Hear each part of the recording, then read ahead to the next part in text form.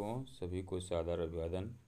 आज हम लोग मानव जीवन मूल्य बनाम कलपुर्जे मूल्य पर विशेष चर्चा करेंगे, क्योंकि हमेशा बीमा पर चर्चा होती ही रहती है।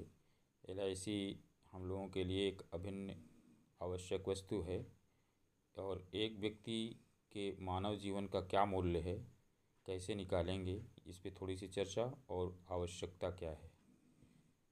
1 वर्ष की आमदनी को वर्तमान आयु से रिटायरमेंट की आयु को यानी लगभग 60 वर्ष से घटाकर निकाला जाता है।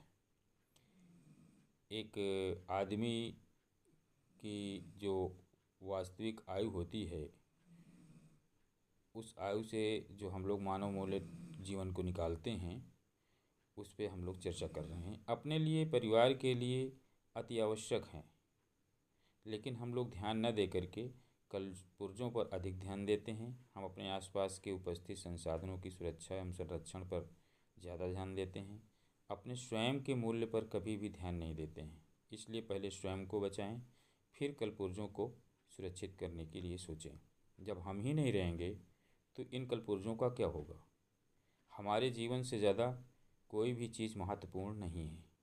इसलिए सबसे पहले हमें स्वयं को सुरक्षित करें, पहले स्वयं को बीमित करें, तब छोटी छोटी चीज़ों के विषय में बीमे लें। हाँ, अक्सर हम एक मोटरसाइकिल भी लेने जाते हैं, कोई भी संसाधन लेते हैं, सबसे पहले उस पर पता करते हैं इसकी इंश्योर्ड है कि नहीं है, इसकी गारंटी है कि नहीं है, और उस पर हम कंपनी को आसानी से उसमें पैसे भी दे देते हैं बीमा के लिए। लेकिन जब से हम पैदा हुए हैं और जब तक हम जीवित हैं, अपने लिए हम कभी भी नहीं ध्यान देते हैं।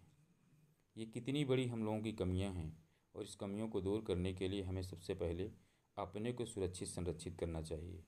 इसलिए मित्रों, आपसे सादर अनुरोध है कि सबसे पहले अपने स्वयं के जीवन अर्थात मानव जीवन पर विचार करें, फिर बाद में कभी इन पर संरक्षण किया जा सकता है। हम संरक्षित तो फिर ये कल पुर्जे भी संरक्षित।